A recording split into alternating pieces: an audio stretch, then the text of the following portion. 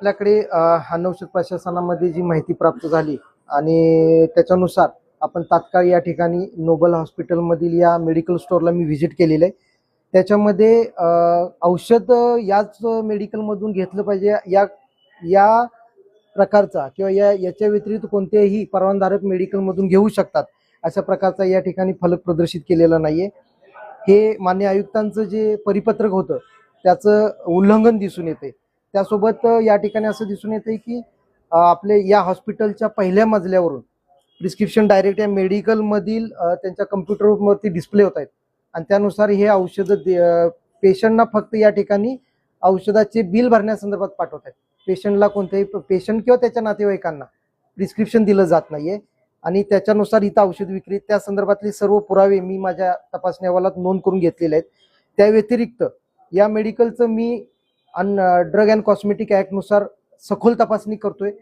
त्याच्यामध्ये बरीच उल्लंघनं आढळून आलेली आहेत आणि त्याच्यानुसार प्रथमदर्शनी ही जी काही उल्लंघन आढळलेली आहेत ती जन आरोग्याच्या आणि जनस्वास्थ्याच्या दृष्टिकोनातून ही अत्यंत घातक असल्यामुळे मी आज या दुकानाला तात्काळ औषध विक्री बंद करण्याचे आदेश देतोय. त्याच्यामध्ये माझ्या तपासणीमध्ये असं दिसून येते की यांनी एक्सपायरी जे मुदतबाह्य झालेली जी औषध आहेत ते ऍक्च्युली स्वतंत्रपणे त्यांनी ओळख चिठ्ठीसह साठवणं गरजेचं आहे. तर या ठिकाणी अशी काही औषधं त्यांनी विक्रीयोग्य औषधासमोर सगळे साठवलेले आहेत.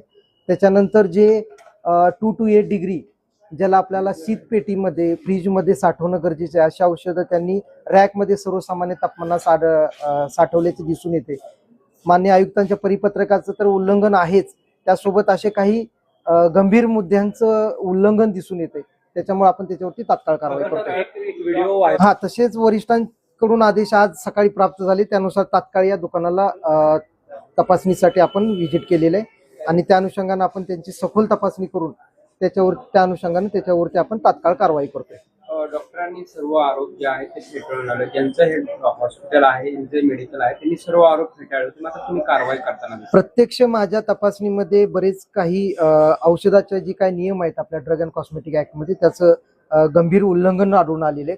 त्याच्या बाबतीत जे काही कागदोपत्री पुरावे आहेत ते सुद्धा आपण घेतोया आणि त्या अनुषंगाने आपण आपल्या कायद्यानुसार तात्काळ कारवाई करतो. कारवाई असणार आहे म्हणजे काय, किती दिवस बंद असणार आहे किंवा काय याच्यामध्ये आपण आता प्रथमदर्शनी त्यांना इमिजिएट औषध विक्री बंद करण्याचे आदेश मी जारी करतोय आणि त्यानंतर त्यांना आपण त्या संदर्भात कारणे दाखवा नोटीस जारी करून पुढील कारवाई केली जाईल. औषध विक्री बंद याचा अर्थ मेडिकल सील करण्यात येणार आहे का आपलं? हा, मेडिसिन पूर्ण औषध विक्री बंद करण्याचे आदेश देतोय आपण आजपासून. आपल्या शहरातील ताज्या घडामोडी पाहण्यासाठी रणनीती टाइम्सला सबस्क्राईब करा आणि बेल बटन प्रेस करा. लाईक आणि शेअर करा.